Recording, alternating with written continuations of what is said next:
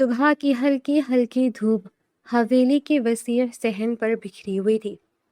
چاروں طرف اونچے درختوں کی چھاؤں پھیلی ہوئی تھی۔ باغ کے بیچوں بیچ رکھا ہوا لکڑی کا بڑا سا میز کاغذات سے بھرا پڑا تھا، جس کے سامنے اسفن یار پوری سنجیدگی کے ساتھ بیٹھا منشی سے جاگیروں، زمینوں، فصلوں، مویشیوں کے حساب کتاب پر گفتگو کر رہا تھا۔ اس کے چہرے پر ہمیشہ کی طرح سختی نمایاں تھی، ایسی سختی جسے دیکھ کر بڑے بڑے آدمی بھی نظریں جھکا لیتے تھے۔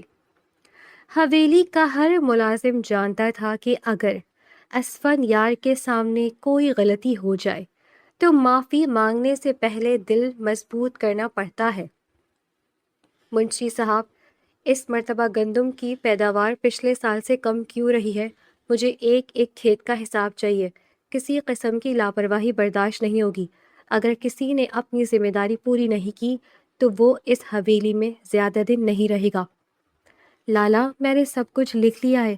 2-3 کھیتوں میں پانی وقت پر نہیں پہنچ سکا تھا، باقی نقصان بھی پورا کروا دیا جائے گا، آپ فکر نہ کریں۔ اسفن یار کچھ اور کہنے ہی والا تھا کہ اچانک زور سے ایک کچی کیری سیدھا اس کی کھلی ہوئی فائل پر آ گری۔ سبز رس کاغذات پر پھیل گیا۔ منشی گھبرا کر اچھل پڑا۔ اسفن یار نے ایک لمحے کے لیے فائل کو دیکھا، پھر آہستہ آہستہ اپنا سر اوپر اٹھایا۔ اس کی تیز نظریں سیدھا درخت کی شاخوں تک پہنچ گئیں، جہاں ایک باریک سی شاخ پر نہایت ہی بے فکری سے بیٹھی امرہا ایک ہاتھ سے شاخ پکڑے ہوئے دوسرے ہاتھ سے کیریاں توڑنے میں مصروف تھی۔ اس کی بڑی بڑی آنکھیں اسفن یار سے ملی تو اس کے چہرے کا رنگ ایک دم بدل گیا۔ ہاتھ میں پکڑی ہوئی کیری بھی تقریباً گرنے ہی والی تھی۔ سوری لالا، مجھے واقعی نہیں پتا تھا کہ نیچے آپ بیٹھے، اگر پتا ہوتا تو میں دوسری شاخ پر چڑھ جاتی۔ اسفن یار نے غصے سے اسے گھورا۔ نیچے اترو، ابھی کے ابھی نیچے اترو، پھر بتاتا ہوں تمہیں درختوں پر بندروں کی طرح چڑھنے کا شوق کیسے ختم ہوتا ہے۔ امرہا نے معصوم سا چہرہ بنایا۔ غصہ کیوں کر رہے لالا؟ میں نے کون سا پورا درخت اکھاڑ لیا ہے؟ صرف چند کیریاں ہی توڑی ہے، ویسی بھی یہ درخت کہیں بھاگ تو نہیں رہا۔ میں نے کہا نیچے اترو۔ اگر میں نیچے آ گئی تو آپ ڈانٹیں گے، اگر نیچے نہیں اتری تو ڈانٹنے کے ساتھ سزا بھی ملے گی۔ پہلے وعدہ کریں زیادہ غصہ نہیں کریں گے، پھر میں اترتی ہوں۔ امرہا، میری برداشت کا امتحان مت لو۔ اس کی آواز اتنی سرد تھی کہ چند لمحوں پہلے تک شاخ پر الٹی سیدھی حرکتیں کرنے والی امرہا نے فوراً دونوں ہاتھوں سے درخت پکڑ لیا، پھر بہت احتیاط سے نیچے اترنے لگی، لیکن زمین پر قدم رکھتے ہی اس نے فوراً اپنی دونوں ہتھیلیوں کے پیچھے چھپائی ہوئی کیریاں آگے کر دیں۔ یہ لیجیے لالا، آپ کے لیے لائی ہوں۔ اتنا بھی غصہ اچھا نہیں ہوتا، آپ کی شادی ہونے والی ہے، مٹھائی تو ابھی ملی نہیں، سوچا شادی کی خوشی میں کچی کیریاں ہی کھلا دوں، شاید طبیعت نرم ہو جائے۔ منشی بے اختیار ہنس پڑا۔ اسفن یار نے آہستہ سے گردن موڑ کر اس کی طرف دیکھا، صرف ایک نظر۔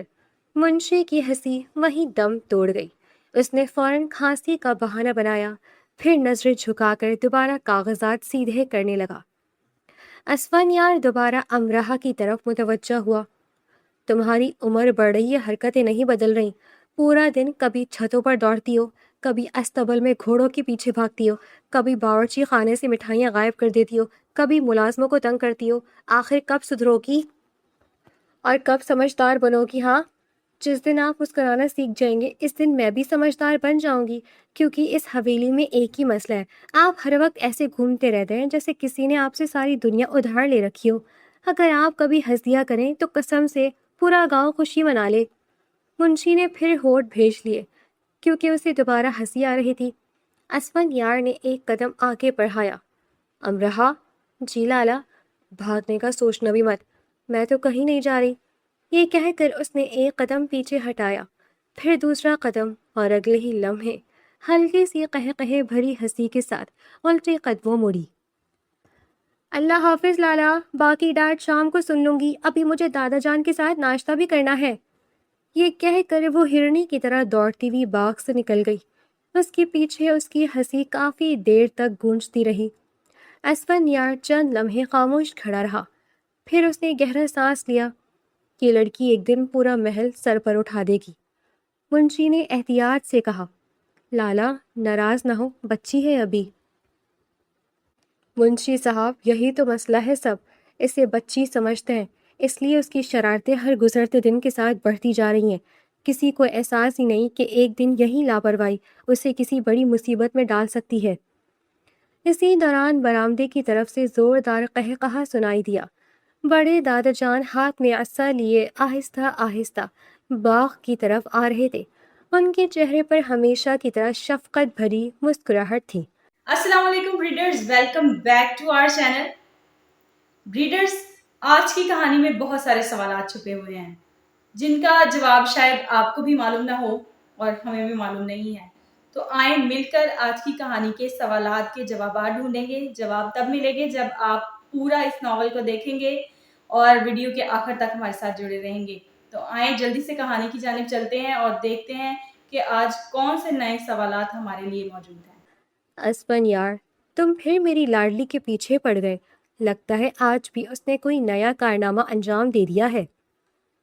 اسفن یار نے سنجیدگی سے جواب دیا، دادا جان آپ کی یہی لاڈلی پورے گاؤں کے درختوں پر چڑھتی پھرتی ہے، آج میری فائل خراب کر دی، کل نہ جانے کیا کرے گی۔ دادا جان ہنس دیے، اگر اس کی شرارتیں ختم ہو گئی تو یہ حویلی قبرستان لگنے لگیں گی، اسے جینے دو، ہنسنے دو، کھیلنے دو۔ ہر گھر میں ایک ایسا چراغ ضرور ہونا چاہیے جو ہر وقت روشنی بکھیرتا رہے۔ اسفن یار نے خاموشی سے دادا جان کی بات سنی، مگر اس کی نگاہ غیر ارادی طور پر اسی سمت اٹھ گئی جہاں سے چند لمحے پہلے امراہ بھاگتی ہوئی گئی تھی، اور اسے بالکل اندازہ نہیں تھا کہ یہی شوخ مزاج لڑکی وہاں جلد اس کی پوری زندگی کا سکون بھی بننے والی تھی، اور سب سے بڑی آزمائش بھی۔ باغ کی ٹھنڈی ہوا درختوں کے پتوں کو آہستہ آہستہ ہلا رہی تھی، مگر اسفن یار کے چہرے پر کسی موسم کا کوئی اثر دکھائی نہیں دیتا تھا۔ وہ لمبا قد، چوڑے کندھے، گہری سیاہ آنکھیں، تراشی ہوئی مضبوط جبڑے کی لکیر، سنجیدہ شخصیت اور ایسی باوقار چال کا مالک تھا کہ جب وہ حویلی کے کسی حصے سے گزرتا تو ملازم خود بخود راستہ چھوڑ دیتے، عورتیں اپنی گفتگو روک دیتیں، نوجوان سیدھے ہو کر کھڑے ہو جاتے، بچے شور مچانا بند کر دیتے، کیونکہ پوری حویلی میں صرف ایک ہی شخص تھا جس کے غصے سے ہر کوئی خوف کھاتا تھا، اور وہ اسفن یار تھا، جس نے کم عمری میں ہی پورے کاروبار کی باغ دوڑ اپنے ہاتھ میں لے لی تھی۔ اس کے فیصلے آخری سمجھے جاتے تھے، اس کی آواز میں ایسا روب تھا کہ سامنے والا نظریں جھکانے پر مجبور ہو جاتا، مگر اس ساری حویلی میں اگر کوئی ایک انسان تھا جو اس کے غصے کو خاطر میں نہیں لاتا تھا تو وہ صرف امراہ تھی، جو ہر بار ڈانٹ کھانے کے باوجود اگلے ہی دن کوئی نئی شرارت کرنے کے لیے تیار رہتی تھی۔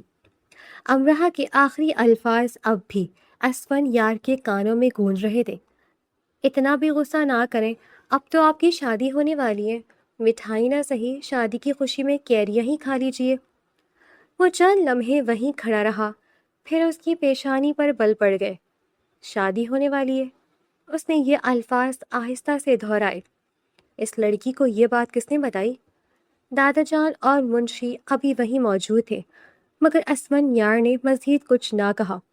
وہ تیز قدموں سے حویلی کے اندر داخل ہوا، اس کی رفتار ہمیشہ کی طرح متوازن تھی، مگر آج اس کے قدم معمول سے زیادہ سختگی ساتھ فرش پر پڑ رہے تھے، جسے دیکھ کر راستے میں آنے والے ملازم فوراً ایک طرف ہٹتے چلے گئے۔ وہ سیدھا اپنے والد کے کمرے میں پہنچا، دروازے پر دستک دی۔ ابا جان، اندر آ سکتا ہوں؟ آ جاؤ اسفن یار۔ کمرے میں داخل ہوتے ہی اس نے بغیر کسی تمہید کے بات شروع کر دی، ابھی باغ میں امراہ کہہ رہی تھی کہ میری شادی ہونے والی ہے، میں جاننا چاہتا ہوں کہ یہ بات کہاں سے نکلی ہے۔ اس کے والد نے چند لمحے خاموش رہ کر بیٹے کو دیکھا، پھر ہلکی سی مسکراہٹ ان کے لبوں پر آ گئی۔ بات تو درست ہے۔ اسفن یار کی نظریں سمٹ گئیں۔ یعنی دادا جان نے تمہاری شادی کے متعلق بات چھیڑی ہے، ابھی صرف گھر والوں سے مشورہ ہوا ہے، مگر تم جانتے ہو جب وہ کسی بات کا ارادہ کر لیتے ہیں تو پھر وہ ارادہ اکثر حقیقت بن جاتا ہے۔ اسفن یار نے کرسی کی پشت پر ہاتھ رکھا۔ کس خاندان میں بات چل رہی ہے؟ والد نے سیدھا جواب دیا، کسی باہر کے خاندان میں نہیں۔ تو پھر امرہا کے ساتھ۔ چند لمحوں کے لیے پورے کمرے میں خاموشی چھا گئی۔ اسفن یار نے جیسے یقین نہ آیا ہو۔ کس کے ساتھ؟ امرہا کے ساتھ۔ اسفن یار نے فوراً نفی میں سر ہلایا۔ یہ ناممکن ہے، میں ہرگز یہ شادی نہیں کروں گا۔ مجھے وہ لڑکی بالکل پسند نہیں۔ پورا دن درختوں پر چڑھتی پھرتی ہے، ہر وقت شرارتیں کرتی رہتی ہے، اسے ذمہ داری کا مطلب تک نہیں معلوم۔ والد نے سکون سے اس کی بات سنی۔ تم صرف اس کی شرارتیں دیکھ رہے ہو، باقی حقیقت نہیں دیکھ رہے۔ اور کون سی حقیقت؟ یہ کہ وہ بھی اسی خاندان کی وارث ہے جیسے تم ہو۔ تم جانتے ہو دادا جان نے اس کے نام کتنی زمینیں، کتنے باغات، کتنی جائیداد منتقل کر رکھی ہیں۔ اگر اس کی شادی خاندان سے باہر ہوئی تو وہ سب کچھ بھی باہر چلا جائے گا۔ یہی وجہ ہے کہ دادا جان چاہتے ہیں خاندان کی وراثت خاندان میں ہی رہے۔ اسفن یار خاموش ہو گیا۔ وہ جذبات سے زیادہ حساب کتاب سمجھنے والا آدمی تھا۔ کاروبار اس کی رگوں میں دوڑتا تھا، اسی لیے وہ اس دلیل کی اہمیت اچھی طرح جانتا تھا۔ کچھ لمحوں بعد اس نے دھیمی آواز میں پوچھا، وہ لڑکی اس شادی کے لیے مان گئی؟ والد ہنس پڑے۔ ابھی تو اسے یہ بھی نہیں معلوم کہ اس کی شادی کی بات چل رہی ہے۔ کیا؟ ہاں، اسے کچھ بھی نہیں بتایا گیا، شاید اس لیے ابھی تک تمہیں لالا کہہ کر چھیڑ رہی ہے۔ اسفن یار کی آنکھوں میں ایک عجیب سی چمک ابھری جو اگلے ہی لمحے غائب بھی ہو گئی۔ وہ چند لمحے خاموشی سے سوچتا رہا، پھر آہستہ سے بولا، ایک شرط ہے۔ کیسی شرط؟ آخر وقت تک اسے یہ مت بتائیے گا کہ اس کا دلہا میں ہوں۔ والد نے حیرت سے اسے دیکھا۔ تم چاہتے ہو شادی والے دن تک اسے معلوم نہ ہو کہ اس کی شادی کس سے ہونے جا رہی ہے؟ جی۔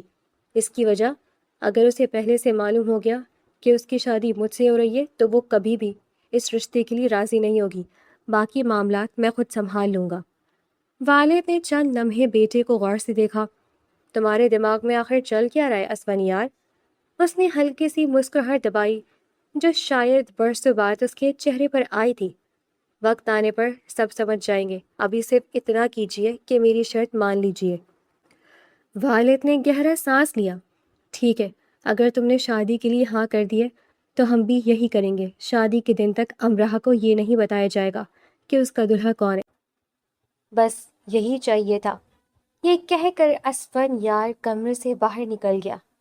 اس کے قدم پہلے کی طرح پر اعتماد تھے، چہرہ پہلے کی طرح سخت تھا، آنکھیں پہلے کی طرح بے تاثر تھی، مگر اس خاموش چہرے کے پیچھے کون سا منصوبہ جنم لے چکا تھا؟ اس راز سے ابھی پوری حویلی بے خبر تھی، بلکہ خود اس کے والد بھی نہیں جانتے تھے کہ اسفن یار نے یہ شرط آخر کیوں رکھی ہے۔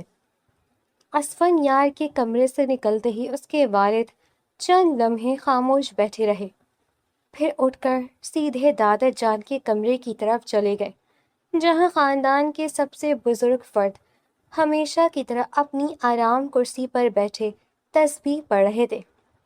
ان کے چہرے پر برسوں کی سنجیدگی کے ساتھ ساتھ ایک عجیب سا سکون بھی تھا، جس کی وجہ سے پورا خاندان انہیں فیصلہ کرنے کا اختیار دیتا تھا۔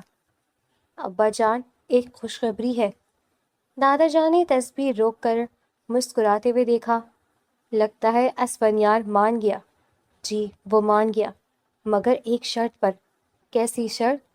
اس نے کہا ہے کہ شادی والے دن تک امرہا کو یہ معلوم نہیں ہونا چاہیے کہ اس کا دلہا وہ خود ہے۔ دادا جان چند لمحے حیرت سے اپنے بیٹے کو دیکھتے رہے، پھر ان کے چہرے پر دھیمی سی مسکراہٹ پھیل گئی۔ بس اتنی سی بات؟ جی۔ کوئی وجہ بھی بتائی؟ صرف اتنا کہا کہ باقی معاملات وہ خود سنبھالے گا۔ اگر امرہا کو پہلے ہی پتہ چل گیا تو شاید وہ مانے گی نہیں۔ دادا جان ہلکے سے ہنس دیے۔ ہو سکتا ہے وہ ہماری لاڈلی کو کوئی خوبصورت سا سرپرائز دینا چاہتا ہوں۔ آج کل کے بچوں کے اپنے انداز ہوتے ہیں، ہم لوگ پرانے زمانے کے ہیں، ہر بات ہماری سمجھ میں آئے یہ ضروری تو نہیں۔ اسفن یار کے والد نے بھی اس بات میں سر ہلا دیا۔ میں بھی یہی سوچ رہا تھا، شاید شادی کو یادگار بنانا چاہتا ہوں.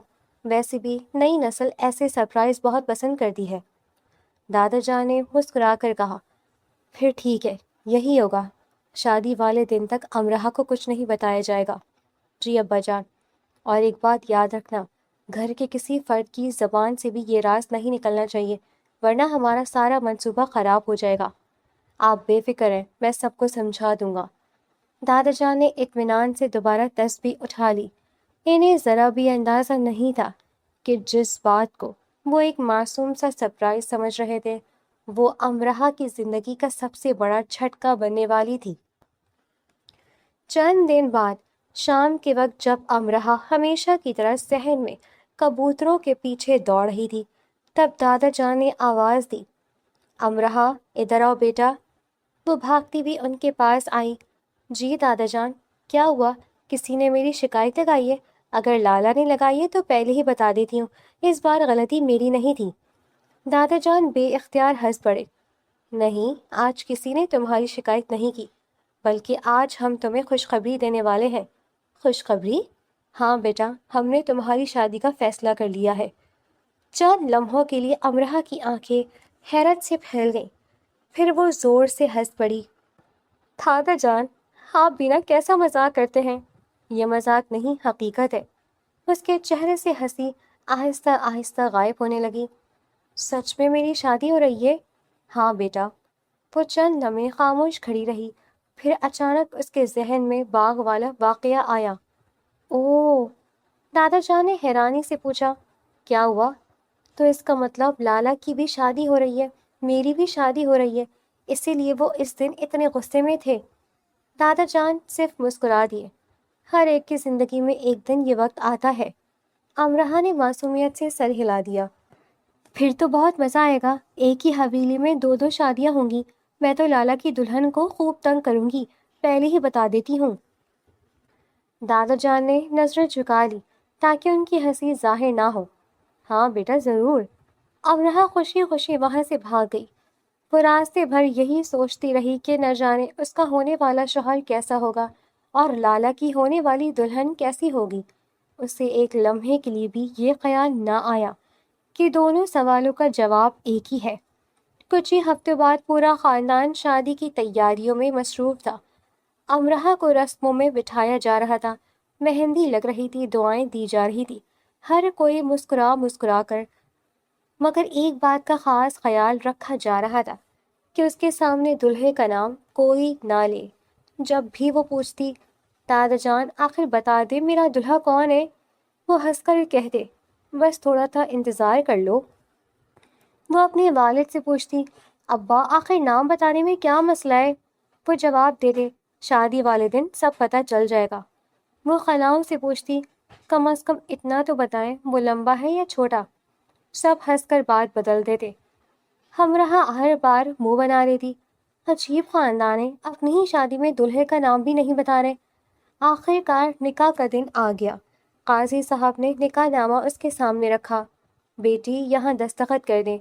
امرہ نے ایک لمحے کے لیے کاغذ کو دیکھا، پھر مسکرا کر دستخط کر دیے، کیونکہ اسے یقین تھا سب اس کے لیے بہتر ہی سوچیں گے. چند لمحوں بعد نکاح مکمل ہو گیا. مبارکبادوں کا سلسلہ شروع ہو گیا. رخصتی کا وقت آیا تو امرہ نے آنسو بھری آنکھوں سے سب کو گلے لگایا، پھر حیران ہو کر دیکھا کہ گاڑی حویلی کے مرکزی دروازے سے باہر جانے کے بجائے اندر ہی اندر دوسرے حصے کی طرف مڑ رہی ہے. اس نے گھبرا کر پوچھا، یہ ہم کہاں جا رہے ہیں؟ کوئی جواب نہ ملا. گاڑی حویلی کے اس حصے کے سامنے رکی جہاں صرف ایک شخص رہتا تھا، اسفن یار. امرہ کا دل ایک لمحے کے لیے جیسے رک گیا. وہ آہستہ آہستہ گاڑی سے اتری. اس کی نظریں سامنے اٹھیں. دروازے پر اسفن یار کھڑا تھا، وہی سنجیدہ چہرہ، وہی سخت نگاہیں، وہی روب. امرہ کی سانسیں حلق میں ہی اٹک گئی. یہ اس کی زبان ساتھ چھوڑ گئی. وہ بے اختیار ایک قدم پیچھے ہٹی. نہیں.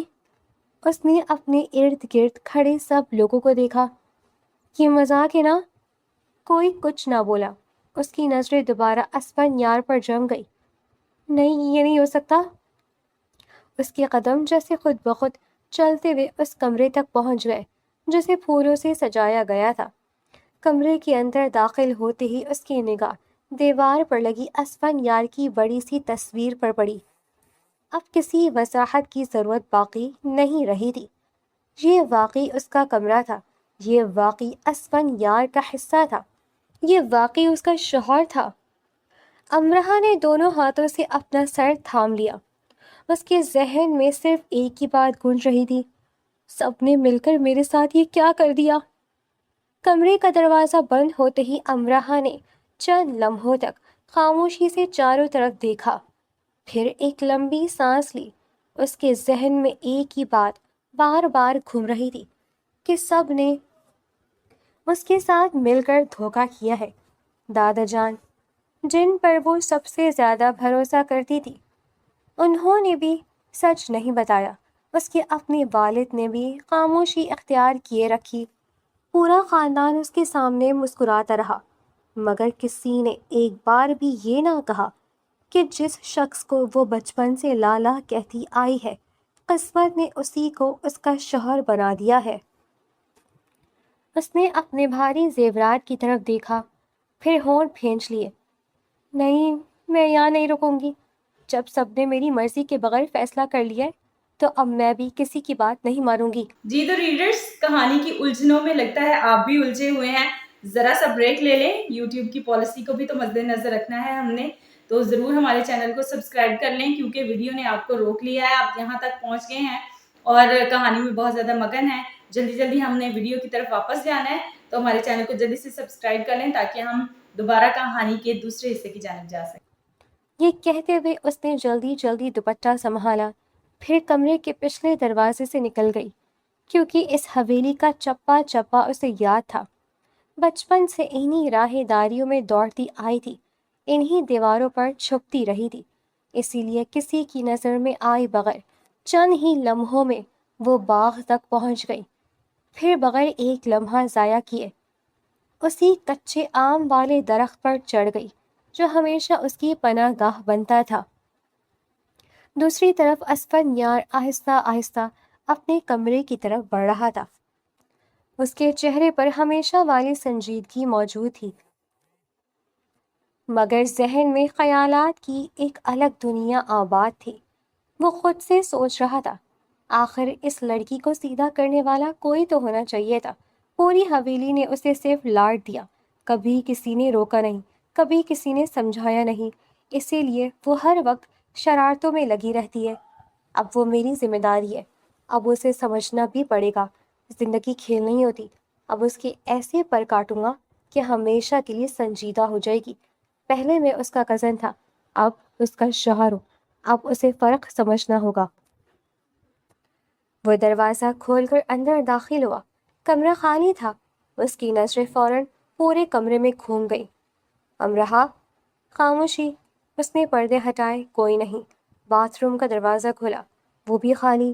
وہ چند لمحے خاموش کھڑا رہا، پھر بے اختیار جھک کر بستر کے نیچے بھی دیکھ لیا، کیونکہ وہ اچھی طرح جانتا تھا کہ اگر پوری دنیا میں کوئی دلہن اپنی پہلی رات بستر کے نیچے چھپ سکتی ہے تو وہ صرف امرہ ہو سکتی ہے، مگر وہاں بھی کوئی نہیں تھا۔ وہ سیدھا کھڑا ہو گیا، اس کے ماتھے پر پہلی بار ہلکی سی شکن ابھری۔ میرے کمرے سے گئی کہاں؟ اس کے ذہن میں ایک لمحے کے لیے بھی یہ خیال نہیں آیا کہ وہ بھاگ گئی ہوگی، کیونکہ وہ اچھی طرح جانتا تھا امرہ کسی لڑکی کے ساتھ بھاگنے والی لڑکی نہیں تھی، نہ ہی اس کی زندگی میں ایسا کوئی شخص تھا۔ پھر وہ جائے گی بھی کہاں؟ اس نے کسی کو آواز دینا مناسب نہ سمجھا، اگر وہ شور مچا دیتا تو پورا خاندان اکٹھا ہو جاتا۔ اس نے فیصلہ کیا، پہلے خود تلاش کرتا ہوں۔ چند لمحوں بعد وہ باغ میں پہنچا۔ اس کی نظریں ہر طرف گھوم رہی تھی کہ اچانک کچے آم والے درخت کے نیچے کچھ چمکا، وہ جھمکا اسے دکھا۔ وہ جھکا، زمین پر امرہ کا ایک جھمکا پڑا تھا۔ اس کے ہونٹوں پر بے اختیار ایک ہلکی سی مسکراہٹ آ گئی۔ یہ حرکت صرف تم ہی کر سکتی ہو۔ اس نے آہستہ سے سر اٹھایا۔ درخت کی گھنی شاخوں کے درمیان سفید عروسی لباس کی جھلک دکھائی دی۔ وہ واقعی اوپر بیٹھی ہوئی تھی، اسفندیار چند لمحے خاموشی سے اسے دیکھتا رہا۔ شادی کے سرخ جوڑے میں ملبوس اپنی نئی نویلی دلہن کو درخت کی شاخ پر بیٹھے دیکھنا یقیناً کسی بھی انسان کے لیے عجیب ترین منظر ہو سکتا تھا۔ اس نے گہری سانس لی۔ خدا کی قسم، مجھے دادا جان کہانیاں سناتے تھے نا، دلہن کے روپ میں چڑیل درخت کے اوپر بیٹھی ہوتی ہے جو پچھل پہلی ہوتی ہے، بالکل وہی لگ رہی ہو۔ اگر آپ چاہتے ہیں کہ میں واقعی چڑیلوں والا رویہ نہ اختیار کروں تو یہاں سے چلے جائیں۔ امرہا، نیچے آ جاؤ۔ اوپر سے فوراً آواز آئی، نہیں آؤں گی۔ میں کہہ رہا ہوں نیچے آ جاؤ۔ میں بھی کہہ رہی ہوں نہیں آؤں گی۔ یہ ضد مت کرو، یہ ضد نہیں احتجاج ہے۔ امرہا، جی جلاد صاحب۔ اسفندیار نے آنکھیں بند کر کے اپنا غصہ ضبط کیا۔ میں آخری بار کہہ رہا ہوں نیچے آ جاؤ۔ آپ آخری بار کہیں یا 100 بار کہیں، مجھے کوئی فرق نہیں پڑتا۔ آپ سب نے مل کر مجھے دھوکہ دیا ہے۔ میں آپ لوگوں سے بات بھی نہیں کرنا چاہتی۔ کس نے دھوکہ دیا؟ سب نے، دادا جان نے، ابا نے، امی نے، پورے خاندان نے۔ میں تو بیٹھی سوچ رہی تھی میری بھی شادی ہوگی، آپ کی بھی شادی ہوگی۔ میں تو آپ کی دلہن کو تنگ کرنے کے منصوبے بنا رہی تھی، مجھے کیا معلوم تھا میری ہی زندگی خراب ہونے والی ہے۔ تمہاری زندگی خراب نہیں ہوئی، ہوئی ہے، بہت بری طرح ہوئی ہے۔ میں نے کبھی بھی آپ سے شادی نہیں کرنی تھی۔ کیوں؟ کیونکہ آپ بہت ڈراؤنے ہیں۔ اسفندیار نے حیرت سے اسے دیکھا۔ میں ڈراؤنا ہوں؟ جی، آپ بہت ڈراؤنے ہیں۔ آپ ہمیشہ ایسے گھورتے رہتے ہیں جیسے سامنے والے کو زندہ کھا جائیں گے۔ پوری حویلی آپ سے ڈرتی ہے، میں بھی ڈرتی ہوں۔ تم ڈرتی ہو؟ ہاں ڈرتی ہوں، مگر شرارتیں الگ بات ہے۔ اگر میں شرارت نہ کروں تو سانس بند ہونے لگتی ہے۔ اسفندیار کے ہونٹوں پر دبی دبی مسکراہٹ آئی جو اگلے ہی لمحے غائب ہو گئی۔ نیچے آ جاؤ۔ نہیں۔ کیوں؟ کیونکہ میں نیچے آئی تو آپ مجھے واپس اسی کمرے میں لے جائیں گے، پھر کہیں گے میں آپ کی بیوی ہوں۔ میں نہیں ہوں آپ کی بیوی، مجھے نہیں بننا تھا آپ کی بیوی۔ میں تو سوچ رہی تھی میری شادی کسی معصوم شکل والے اچھے سے لڑکے سے ہوگی جو ہر وقت مسکراتا ہوگا۔ آپ تو ہر وقت عدالت کے جج لگتے ہیں۔ اسفندیار نے دل ہی دل میں سوچا، اگر اسے نیچے لانا ہے تو آج سچ سے زیادہ ایک جھوٹ کام آئے گا۔ اس نے آہستہ سے کہا، امرہا، ایک بات پوچھوں؟ نہیں۔ پھر بھی سن لو۔ بولیں۔ اگر میں یہ کہوں میں نے یہ سب صرف اس لیے کیا کیونکہ میں تم سے محبت کرتا ہوں؟ امرہا بالکل ساکت رہ گئی۔ کیا؟ ہاں، میں تم سے محبت کرتا ہوں، بہت پہلے سے۔ اس لیے میں جانتا تھا اگر پہلے بتا دیتا تو تم کبھی شادی کے لیے راضی نہ ہوتی، اس لیے میں نے سب سے کہا تمہیں آخر تک کچھ نہ بتایا جائے۔ امرہا حیرت سے اسے دیکھتی رہ گئی۔ آپ مجھ سے محبت کرتے ہیں؟ ہاں۔ آپ؟ ہاں میں۔ وہی اسفندیار؟ ہاں، جو ہر وقت مجھے ڈانٹتے رہتے تھے۔ ہر ڈانٹ نفرت کی وجہ سے نہیں ہوتی، بعض اوقات فکر کی وجہ سے بھی ہوتی ہے۔ امرا کی آواز پہلے سے نرم ہو گئی۔ سچ کہہ رہی ہیں؟ اگر جھوٹ بولتا تو میں اس وقت یہاں کھڑا نہ ہوتا۔ تمہیں خود ڈھونڈنے آیا ہوں کیونکہ تم میرے لیے اہم ہو۔ اب پلیز نیچے آ جاؤ، مجھے تمہارے گرنے کا ڈر لگ رہا ہے۔ چند لمحے خاموشی رہی، پھر امرہا نے آہستہ سے کہا، اگر میں گر گئی تو میں پکڑ لوں گا۔ پکا؟ تم پر میرا وعدہ۔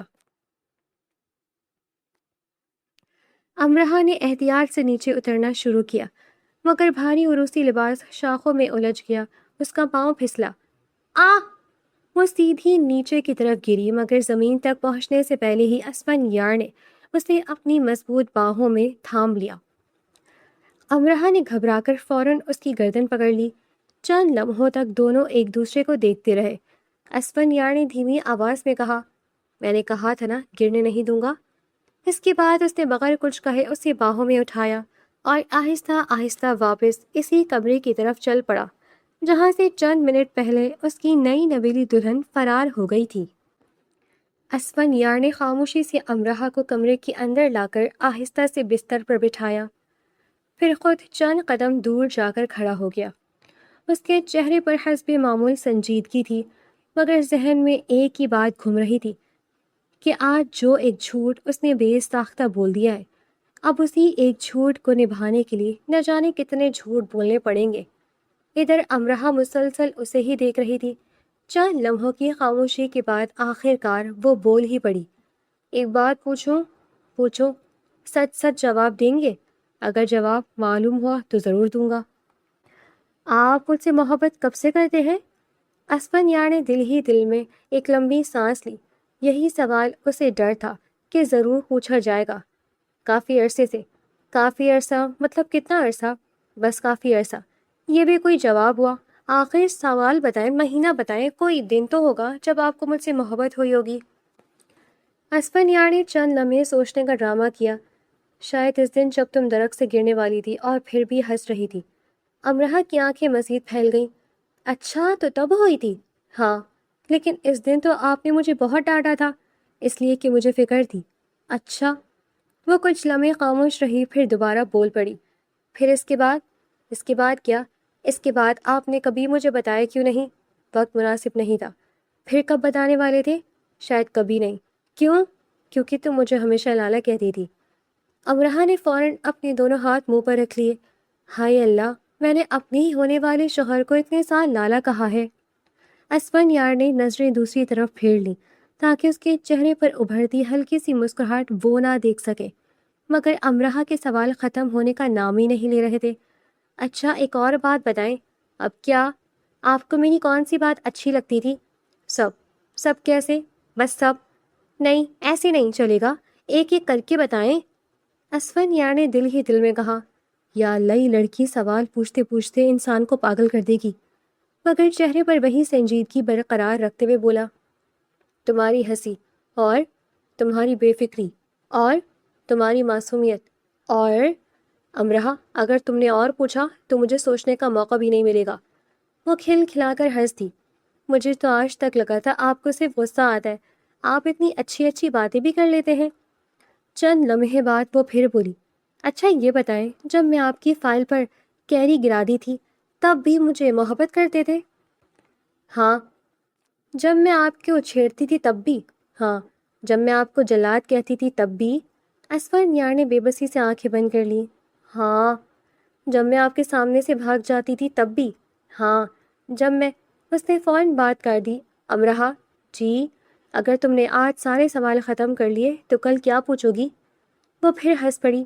یہ بھی ٹھیک ہے. کمرے میں چند لمحوں کی خاموشی چھا گئی. پھر امرہ نے پہلے سے سنجیدہ لہجے میں کہا، ایک بات میں بھی کہنا چاہتی ہوں. اسفر یار نے اس کی طرف دیکھا. کہو. محبت آپ کرتے ہیں؟ ہاں. میں نہیں کرتی. یہ سن کر اسفر یار کے جبڑے بھنج گئے. اس کے اندر ایک لمحے کو شدید غصہ ابھرا، مگر اس نے بڑی مشکل سے خود پر قابو رکھا. امرہ بے خبر اپنی بات جاری رکھے ہوئے تھی. میرے لیے تو آج صبح تک آپ صرف لالا تھے، شام ہوتے ہوتے آپ میرے شوہر بن گئے. اتنی جلدی دل تو نہیں بدل جاتا نا. مجھے تھوڑا وقت چاہیے. مجھے تھوڑا وقت چاہیے تاکہ میں اس سب کو سمجھ سکوں. اسفر یار نے خاموشی سے اس کی بات سنی. چند لمحوں بعد اس نے مختصر سا جواب دیا، ٹھیک ہے. امرہ نے حیرانی سے اسے دیکھا. واقعی؟ ہاں. آپ ناراض نہیں ہوئے؟ نہیں. غصہ بھی نہیں آیا؟ نہیں. اس نے سر ہلا دیا. مگر حقیقت صرف وہ خود جانتا تھا کہ اس کے اندر اس وقت کس قدر بے چینی اور غصہ موجود تھا. امرہ اطمینان سے مسکرا دی. شکریہ، آپ نے میری بات مان لی. اسفن یار نے صرف اس بات میں سر ہلایا. اس کی نظریں غیر ارادی طور پر کھڑکی سے باہر اسی درخت کی طرف اڑ گئیں جس پر چڑھ کر امرہ چند لمحے پہلے پوری حویلی کو سر پر اٹھانے والی تھی. وہ دل ہی دل میں سوچنے لگا، اگر یہ درخت موجود رہا تو یہ کل بھی اسی پر چڑھے گی، پرسوں بھی اسی پر چڑھے گی، پھر کسی دن باقی گر جائے گی. اس نے خاموشی سے ایک فیصلہ کر لیا. کل صبح سب سے پہلا حکم یہی ہوگا، وہ کچے آم والا درخت کاٹ دیا جائے گا. کم از کم پھر اس کی نئی نویلی بیوی کو ہر مسئلے کا حل درخت پر چڑھنا تو یاد نہیں آئے گا.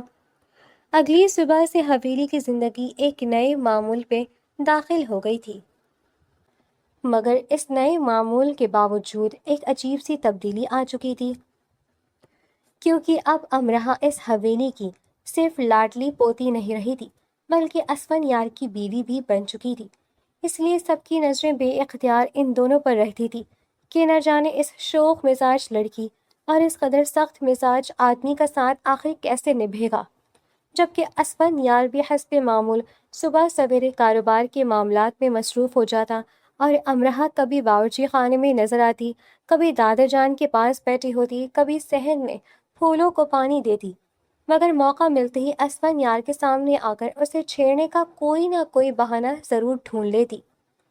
اسی صبح چند مزدور بڑے بڑے کلہاڑی اٹھائے باغ میں جمع تھے۔ اسفن یار نے مختصر سا حکم دیا تھا کہ کچے آم والا درخت آج ہی کاٹ دیا جائے۔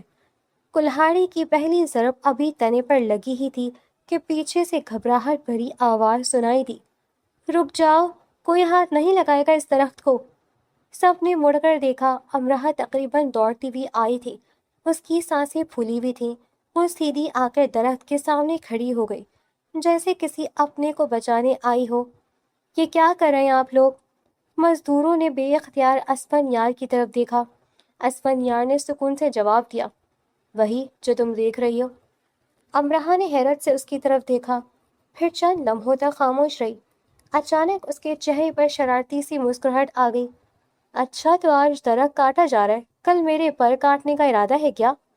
یہ سنتے ہی اسفن یار چند لمحوں کے لیے واقعی خاموش رہ گیا، کیونکہ دل ہی دل میں وہ یہی سوچ چکا تھا کہ اس لڑکی کی بے لگام شرارتوں پر کسی نہ کسی طرح قابو پانا ہوگا، مگر اگلے ہی لمحے اس نے اپنے تاثرات چھپا لیے۔ نہیں، ایسی کوئی بات نہیں ہے۔ امرہ ہنس پڑی، میں تو مذاق کری تھی، آپ تو واقعی ڈر گئے۔ اسفن یار نے کوئی جواب نہ دیا، وہ مزدوروں کی طرف متوجہ ہونے لگا، مگر امرہ نے اس کا راستہ روک لیا۔ ایک بات پوچھوں، کیا آپ کہتے ہیں مجھ سے محبت کرتے ہیں؟ ہاں، پھر دل جیتنے کی کوشش کیوں نہیں کرتے؟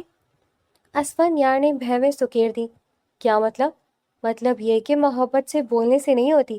اگر واقعی محبت کرتے ہیں تو مجھے باہر گھمانے لے جائیں، میرے لیے پھول لے کر آئیں، میری تعریف کریں، مجھے اچھی اچھی باتیں سنائیں، کبھی میرے ساتھ بیٹھ کے ہنسے بھی۔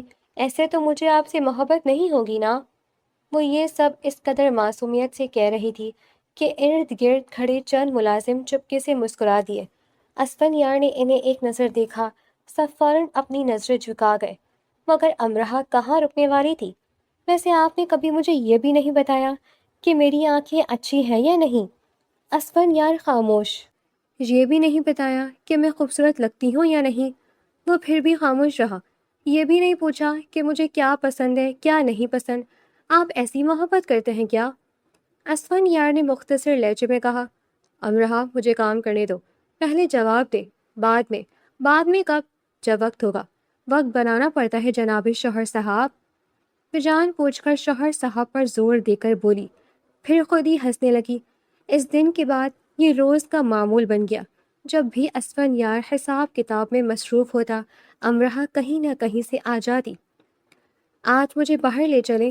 آج نہیں تو شام کو؟ نہیں تو کل دیکھیں گے۔ اچھا، کم از کم یہ تو بتائیں آج میں اچھی لگ رہی ہوں یا نہیں؟ امرہ، اچھا یہ بتائیں اگر محبت کرتے ہیں تو میری پسند کا رنگ کون سا ہے؟ مجھے نہیں معلوم۔ ارے واہ، محبت بھی کرتے ہیں پسند بھی نہیں معلوم؟ پھر وہ خود ہی ہنسنے لگتی۔ ہر روز کوئی نیا سوال، ہر روز کوئی نئی شرارت، ہر روز کوئی نئی ضد۔ شروع میں اسفن یار خاموش رہتا رہا، کیونکہ وہ خود ہی اپنے بولے ہوئے جھوٹ کے جال میں پھنس چکا تھا، مگر ایک دن اس کے صبر کا پیمانہ لبریز ہو گیا۔ اس دن وہ جاگیر کے ایک بڑے معاہدے کی فائل دیکھ رہا تھا۔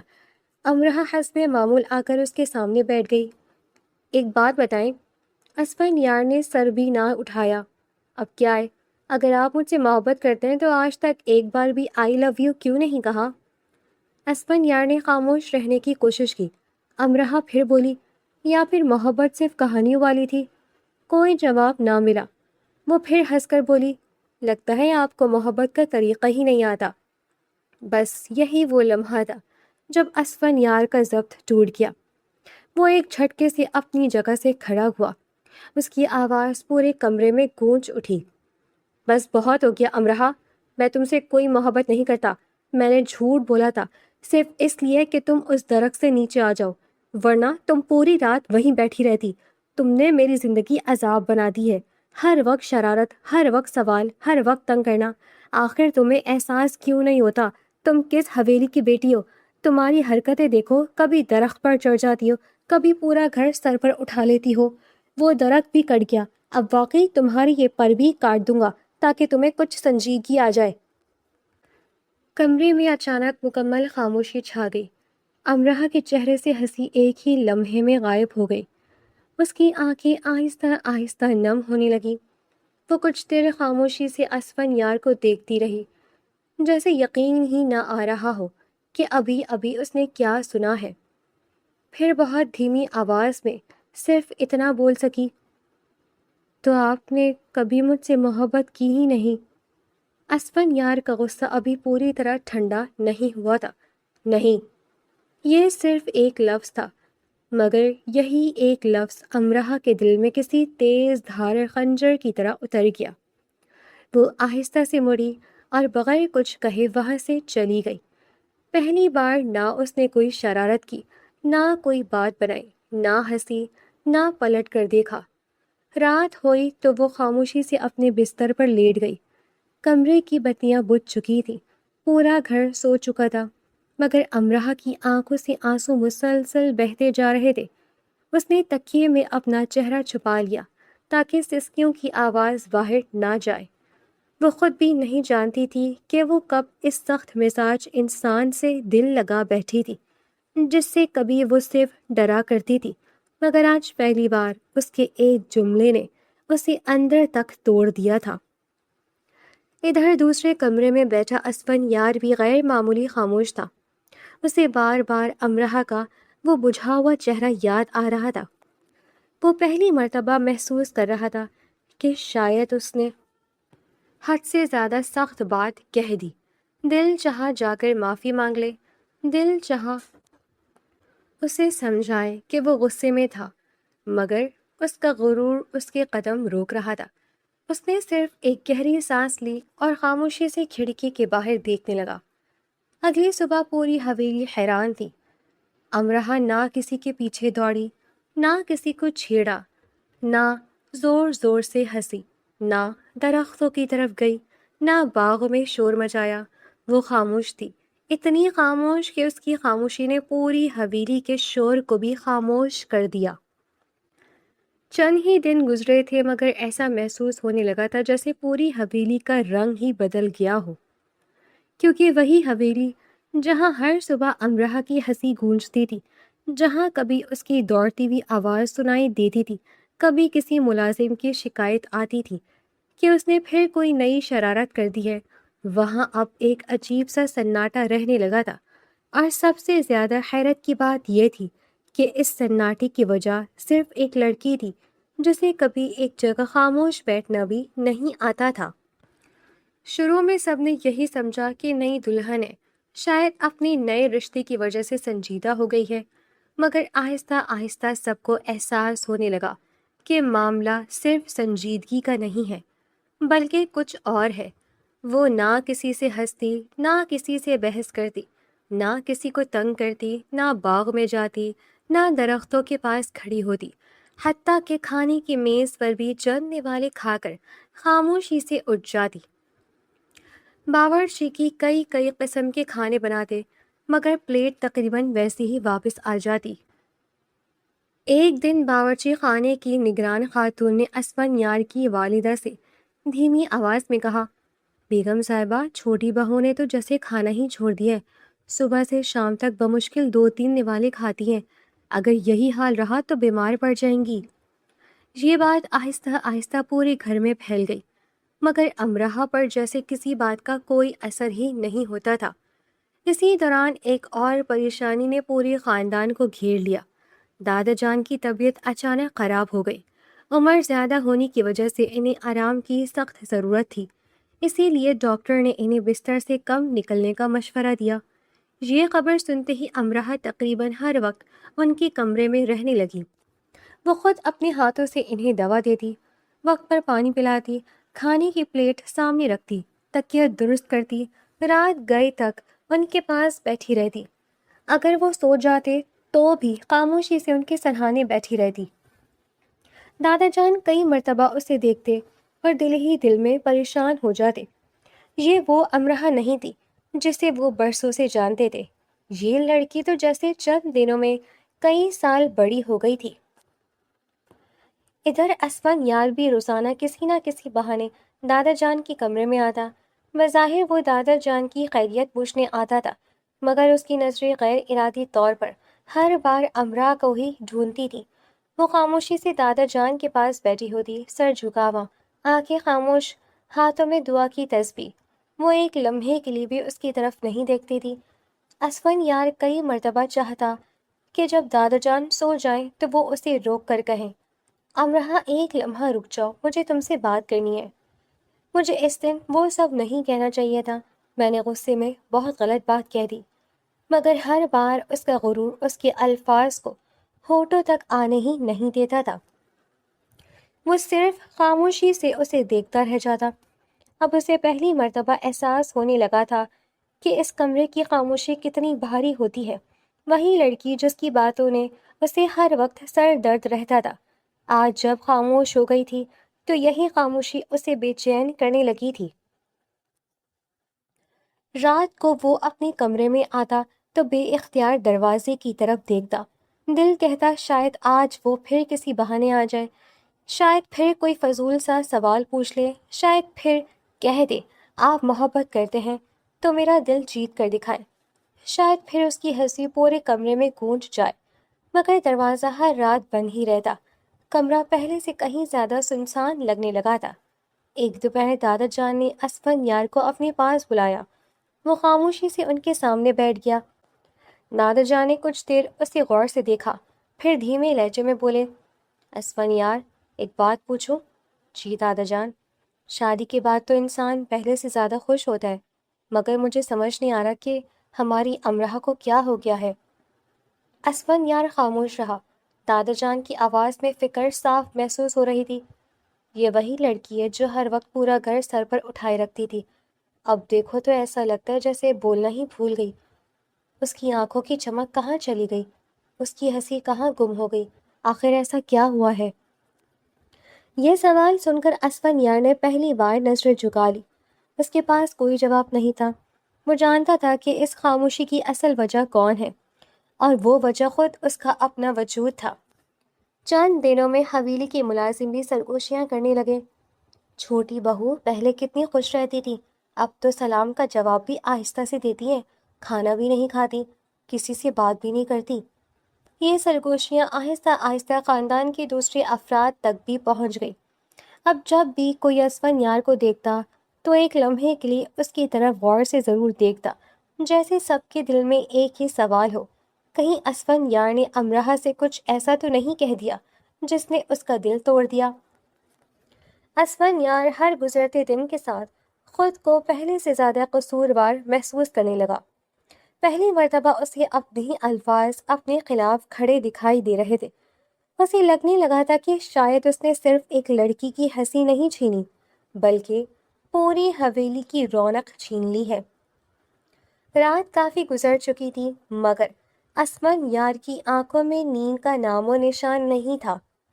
وہ اپنے کمرے کی کھڑکی کے پاس کھڑا خاموشی سے باغ کی طرف دیکھ رہا تھا، جہاں کبھی امرا کی آواز گونجتی تھی، کبھی اس کے قہقہے سنائی دیتے تھے، کبھی وہ درختوں پر چڑھتی نظر آتی تھی، کبھی ملازم اس کی شکایت لے کر آ جاتے تھے، مگر اب وہی باغ عجیب حد تک خاموش تھا، اور اس خاموشی کا بوجھ شاید سب سے زیادہ اسفن یار ہی محسوس کر رہا تھا۔ اس نے آہستہ سے آنکھیں بند کی۔ اسے ایک ایک لمحہ یاد آنے لگا، کچے آم، درخت، بزدل، وہ ہنسی، وہ بار بار پوچھنا، آپ مجھ سے کب سے محبت کرتے ہیں؟ آپ مجھے باہر کیوں نہیں لے جاتے؟ آپ میرا دل کیوں نہیں جیتے؟ وہ بے اختیار ایک تلخ سی مسکراہٹ ہنس دیتا، اور دل ہی دل میں بولا، شاید میں نے غلط جگہ سختی دکھا دی۔ اچانک اسے ایک بات یاد آئی۔ امرا کو ہمیشہ سے گھومنے پھرنے کا شوق تھا۔ جب بھی خاندان کہیں جانے کا پروگرام بناتا، وہ سب سے پہلے تیار ہو جاتی۔ کبھی میلے جانے کی ضد کرتی، کبھی بازار جانے کی، کبھی آئس کریم کھانے کی، تو کبھی صرف لمبی ڈرائیو کی۔ اس نے فوراً فیصلہ کر لیا، شاید اگر اسے باہر لے جاؤں تو اس کا دل کچھ ہلکا ہو جائے۔ اگلی صبح ناشتے کے بعد وہ پہلی مرتبہ خود دادا جان کے کمرے میں گیا۔ امرا حسب معمول ان کے سرہانے بیٹھی دوا ترتیب دے رہی تھی۔ اسفن یار نے دھیرے سے کہا، امرہا تیار ہو جاؤ، ہمیں باہر جانا ہے۔ اس نے سر اٹھا کر اس کی طرف دیکھا، صرف ایک لمحے کے لیے، پھر دوبارہ نظریں جھکا لی۔ جہاں آپ کہیں۔ بس اتنا کہہ کر وہ خاموش ہو گئی۔ یہ وہ جواب نہیں تھا جس کی اسفن یار کو توقع تھی۔ وہ تو سوچ رہا تھا کہ ہمیشہ کی طرح 10 سوال کرے گی، کہاں جائیں گے، کیوں جائیں گے، کتنی دیر کے لیے جائیں گے، راستے میں کیا کھائیں گے، مگر وہ خاموشی سے اٹھ کر تیار ہونے چلی گئی۔ یہ خاموشی اسفن یار کے دل پر پہلے سے زیادہ بھاری پڑنے لگی۔ تھوڑی دیر بعد دونوں گاڑی میں بیٹھے، پورا راستہ مکمل خاموشی میں گزرا۔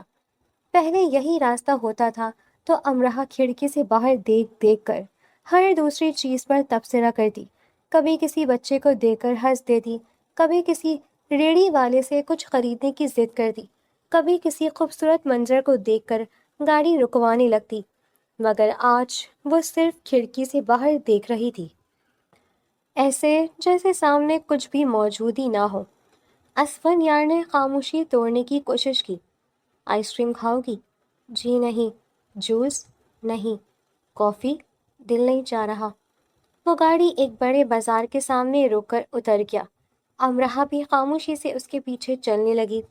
اسفن یار اسے ایک دکان پر لے گیا۔ جو پسند ہو لے لو، مجھے کچھ نہیں چاہیے۔ وہ دوسری دکان پر لے گیا۔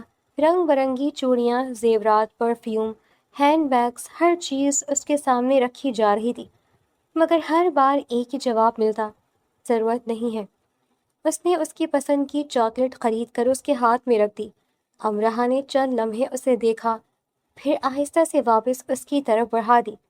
آپ رکھ لیجئے۔ اسفن یار پہلی بار واقعی بے بس محسوس کر رہا تھا۔ وہ جس لڑکی کو خاموش کرانا چاہتا تھا، آج اسی خاموشی سے ہارنے لگا تھا۔ دوپہر کے وقت وہ اسے ایک خوبصورت ریسٹورانٹ لے گیا۔ کھانا میز پر آ گیا، مگر امرہا نے بمشکل 2-3 نوالے کھائے۔ اسفن یار کافی دیر تک اسے دیکھتا رہا، پھر دھیمی آواز میں بولا، کچھ تو کہو۔ امرہا نے پہلی بار سیدھی اس کی آنکھوں میں دیکھا۔ ان آنکھوں میں نہ شرارت تھی نہ ہنسی، صرف ایک عجیب سی تھکن تھی۔ وہ آہستہ سے بولی، ہر انسان کسی سے محبت کرے، یہ ضروری نہیں ہوتا۔ اسفن یار خاموشی سے سنتا رہا۔ کسی سے محبت نہ کرنا غلط بات نہیں ہے۔ وہ چند لمحے رکی، پھر اسی دھیمے لہجے میں بولی، لیکن محبت کا نام لے کر جھوٹ بولنا بہت غلط ہوتا ہے، کیونکہ جب انسان اس جھوٹ پر یقین کر لیتا ہے، پھر وہ صرف دھوکہ نہیں کھاتا بلکہ اندر سے ٹوٹ بھی جاتا ہے۔ اسفن یار کے ہاتھ بے اختیار میز پر ہی رک گئے۔ امرہا نے نظر جھکا لی۔ آپ جانتے ہیں مجھے کس بات کا سب سے زیادہ دکھ ہوا؟ اسفن یار کے پاس جواب نہیں تھا۔ اس بات کا نہیں کہ آپ مجھ سے محبت نہیں کرتے، اس بات کا دکھ ہے کہ میں نے پہلی بار کسی کی بات پر یقین کیا اور وہ بھی جھوٹ نکلی۔ کمرے میں چند لمحوں کی خاموشی چھا گئی۔ اس خاموشی میں اسفن یار کے پاس کہنے کو بہت کچھ تھا۔ وہ کہنا چاہتا تھا، معاف کر دو، میں نے غصے میں کہا تھا، میں تمہیں تکلیف نہیں دینا چاہتا تھا، مگر اس کی زبان جیسے بند ہو چکی تھی۔ پورا دن اسی طرح گزر گیا۔ وہ اسے ایک کے بعد ایک جگہ لے جاتا رہا، خوبصورت جھیل، پرانا بازار، بڑی کتابوں کی دکان، پھولوں کا باغ، ہر وہ جگہ جہاں جا کر پرانی امرہا شاید خوشی سے بچوں کی طرح اچھل پڑتی، مگر آج وہ ہر جگہ خاموش قدموں سے چلتی رہی۔ نہ کسی چیز کو دیکھ کر خوش ہوئی، نہ کسی چیز کی ضد کی، نہ کسی بات پر ہنسی۔ شام ڈھلنے لگی تو دونوں واپس حویلی لوٹ آئے۔ گاڑی سے اترتے ہوئے اسفن یار نے ایک لمحے کے لیے اس کی طرف دیکھا۔ اسے یوں محسوس ہوا جیسے اس کے ساتھ وہی امرہا واپس نہیں آئی جسے وہ باہر لے کر گیا تھا، بلکہ کوئی بالکل الگ انسان اس کے ساتھ چل رہا ہے۔ وہ شوخ، زندہ دل، شرارتی لڑکی کہیں پیچھے رہ گئی تھی اور اس کی جگہ ایک ایسی خاموش لڑکی آ گئی تھی جو بولتی بھی تھی تو صرف اتنا کہ کسی کے دل پر لگے زخم کبھی بھی شور نہیں کرتے، بلکہ انسان کی پوری شخصیت کو خاموش کر دیتے ہیں۔ رات کی خاموشی پورے کمرے میں پھیلی ہوئی تھی۔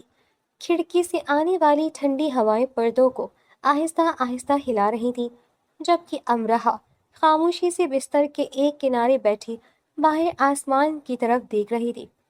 اس کی خاموشی اب اسفندیار کے لیے ناقابل برداشت ہو چکی تھی، کیونکہ چند دن پہلے تک یہی کمرہ اس کی باتوں سے گونجتا تھا۔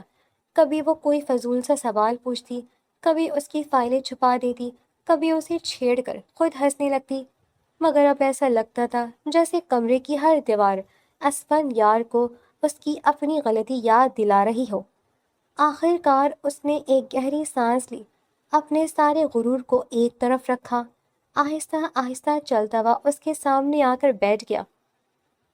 پھر پہلی بار اپنی زندگی میں اس نے کسی کے سامنے خود سے ہاتھ بڑھایا اور امرہ کا ہاتھ اپنے ہاتھوں میں لے لیا۔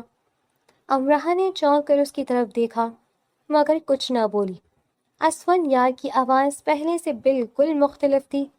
اس میں نہ حکم تھا، نہ سختی، نہ غرور، صرف سچائی تھی۔ امرہ، مجھے معاف کر دو، میں واقعی بہت غلط تھا۔ مجھے لگا تھا میں تمہیں بدل دوں گا، مجھے لگا تھا تمہاری شرارتیں ختم کر دوں گا، مگر میں یہ بھول گیا تھا کہ اگر تمہاری شرارتیں ختم ہو گئی تو پھر تم امرہ ہی نہیں رہو گی۔ مجھے معاف کر دو، مجھے اس دن وہ سب نہیں کہنا چاہیے تھا، میں نے غصے میں تمہارا دل توڑ دیا۔ مجھے اس بات کا اندازہ ہی نہیں تھا کہ میرے ایک جھوٹ سے تم اتنی ٹوٹ جاؤ گی۔ وہ چند لمحے خاموش رہا، پھر اس کی آواز اور بھی دھیمی ہو گئی۔ ایک بات اور کہنا چاہتا ہوں، اس بار جھوٹ نہیں بول رہا، مجھے واقعی تم سے محبت ہو گئی ہے۔ شاید اس دن سے جب تم درخت پر بیٹھی مجھے جلاد کہہ رہی تھی، شاید اس دن سے جب تم ہر وقت میری زندگی میں شور مچائے رکھتی تھی، شاید اس دن سے جب تم خاموش ہو گئی اور مجھے احساس ہوا کہ تمہاری آواز کے بغیر میری زندگی کتنی سنسان ہو سکتی ہے۔ بس اب پہلے والی امرہ بن جاؤ، وہی شرارتی، وہی بے فکر، وہی پاگل سی لڑکی، کیونکہ تم ویسے ہی اچھی لگتی ہو۔ چند لمحوں تک امرہ خاموشی سے اسے دیکھتی رہی، پھر اچانک اس کے ہونٹوں پر مسکراہٹ آئی۔ اگلے ہی لمحے وہ زور سے ہنس پڑی۔ اسفندیار حیرت سے اسے دیکھنے لگا۔ تم ہنس کیوں رہی ہو؟ امرہ اپنی ہنسی روک ہی نہیں پا رہی تھی۔ کیونکہ میں تو یہ سب ناٹک کر رہی تھی۔ اسفندیار کی آنکھیں حیرت سے پھیل گئیں۔ کیا مطلب؟ مطلب یہ کہ میں جانتی تھی آپ کے دل میں کچھ نہ کچھ ضرور ہے، مگر آپ مان نہیں رہے، اس لیے میں نے سوچا اگر میں خاموش ہو گئی، اگر میں شرارتیں چھوڑ دوں تو شاید ایک دن آپ خود اپنی زبان سے کہہ دیں گے کہ آپ مجھ سے محبت کرتے ہیں۔ بس میں یہی سننا چاہتی تھی۔ وہ ہنستے ہوئے بولی، ویسے ماننا پڑے گا آپ نے کافی دیر لگا دی۔ اسفندیار چند لمحے اسے دیکھتا رہا، پھر بے اختیار ہنس دیا۔ اس کے دل سے جیسے برسوں کا بوجھ اتر گیا ہو۔ اگلے ہی لمحے اس نے امرہ کو اپنی طرف کھینچا اور مضبوطی سے اسے اپنے سینے سے لگا دیا۔ شکر ہے، اس کے لہجے میں ایسا سکون تھا جیسے کسی نے اسے پوری دنیا واپس لوٹا دی ہو۔ امرہ بھی پہلی بار بے فکری سے اس کے سینے سے لگ گئی۔ اتنا ڈرا دیا تھا تم نے مجھے، اچھا ہوا نا؟ بالکل اچھا نہیں ہوا۔ ہوا ہے، نہیں ہوا، ہوا ہے۔ دونوں ایک دوسرے کو دیکھ کر ہنس پڑے۔ کمرے میں ایک بار پھر وہی ہنسی لوٹ آئی تھی جس کی کمی نے اسفندیار کو اندر سے بے چین کر دیا تھا۔ اسفندیار نے آہستہ سے اس کے ماتھے پر بکھرے بال ہٹائے، پھر محبت سے اس کی آنکھوں میں دیکھتے ہوئے بولا، مجھے اب سمجھ آیا ہے کہ تم شرارتی نہیں تھی، بدتمیز بھی نہیں تھی، بس تم وہی تھی جو اللہ نے تمہیں بنایا تھا، زندہ دل، بے فکر، ہر وقت ہنسنے والی، اور میں تمہیں بدلنے نکلا تھا۔ مجھے آج احساس ہوا کہ محبت میں اگر انسان سامنے والے کو بدلنے کی کوشش کرے تو اس کا مطلب یہ ہے کہ وہ ابھی محبت کو سمجھا ہی نہیں، کیونکہ محبت بدلتی نہیں، محبت قبول کرنا سکھاتی ہے۔ میں اب تمہیں کبھی نہیں بدلوں گا، میں ساری زندگی تمہیں ایسے ہی دیکھنا چاہتا ہوں۔ تم ہنستی رہو، شور مچاتی رہو، درختوں پر چڑھتی رہو، مجھے تنگ کرتی رہو، کیونکہ اب مجھے سمجھ آ گیا ہے کہ تمہاری یہی شرارتیں میری خوشی ہیں۔ آخر کون چاہے گا کہ جس سے وہ محبت کرتا ہے وہ خوش نہ رہیں؟ امرہ نے اس کی بات پوری ہونے دی، پھر شرارتی انداز میں مسکراتے ہوئے بولی، میں بھی تو آپ کو بدلنا چاہتی تھی۔ اسفندیار نے حیرانی سے پوچھا، مجھے؟ جی ہاں، آپ کو، کیونکہ آپ نے زندگی بھر کسی سے سوری نہیں بولا ہوگا، مگر آج مجھے سوری بولا ہے، اور یہی اس بات کا سب سے بڑا ثبوت ہے کہ آپ مجھ سے محبت کرتے ہیں۔ محبت انسان کو بدلتی نہیں، بلکہ انسان خود محبت کے لیے بدل جاتا ہے۔ اسمن یار بے اختیار مسکرا دیا۔ اگر تمہارے لیے بدلنا پڑے تو مجھے کوئی اعتراض نہیں۔ امرہ نے فوراً ہنستے ہوئے کہا، پھر تیار رہیے، اب میں روز آپ کو تنگ بھی کروں گی، روز سوال بھی پوچھوں گی، روز ضد بھی کروں گی۔ اسفر نیار نے اس کا ہاتھ مضبوطی سے تھام لیا۔ اب اجازت ہے، پکی، زندگی بھر کے لیے۔ امرہ کی آنکھوں میں چمک واپس آ چکی تھی، وہی شوخی، وہی شرارت، وہی بے فکری دوبارہ اس کے چہرے پر لوٹ آئی تھی، جبکہ اسفن یار کے چہرے کی سختی پہلی بار محبت کے سامنے مکمل طور پر ہار مان چکی تھی، اور شاید یہی ان دونوں کی محبت کی سب سے خوبصورت جیت تھی۔ چند مہینے گزر چکے تھے اور آج پھر پوری حویلی کے لوگ اسی جگہ جمع تھے جہاں کبھی اسپن یار نے غصے میں آ کر کچے آم کا وہ پرانا درخت کٹوا دیا تھا۔ فرق صرف اتنا تھا کہ اس دن اس درخت کے ساتھ ایک رشتہ بھی ٹوٹنے کے قریب پہنچ گیا تھا، جبکہ آج اسی جگہ ایک نئی شروعات ہونے جا رہی تھی۔ اسفن یار اپنے ہاتھوں سے ایک ننھا سا پودا مٹی میں لگا رہا تھا، اور امرہ اس کے برابر میں بیٹھی اپنی ہتھیلیوں سے مٹی سیدھی کر رہی تھی۔ دادا جان دور بیٹھے دونوں کو دیکھ کر مسکرا رہے تھے، کیونکہ ان کی آنکھوں کے سامنے صرف ایک پودا نہیں لگ رہا تھا، بلکہ دو دلوں کے درمیان اعتماد بھی دوبارہ جڑ چکا تھا۔ پودا لگا کر اسفن یار نے اس پر پانی ڈالا تو امرہ نے گردن ٹیڑھی کر کے بڑی سنجیدگی سے اسے دیکھا، پھر ہونٹ سکیڑتے ہوئے بولی، ایک بات پوچھوں، اگر کل کو میری کوئی شرارت آپ کو دوبارہ پسند نہ آئی تو کہیں ایسا تو نہیں اس بیچارے پودے کو بھی سزا مل جائے گی؟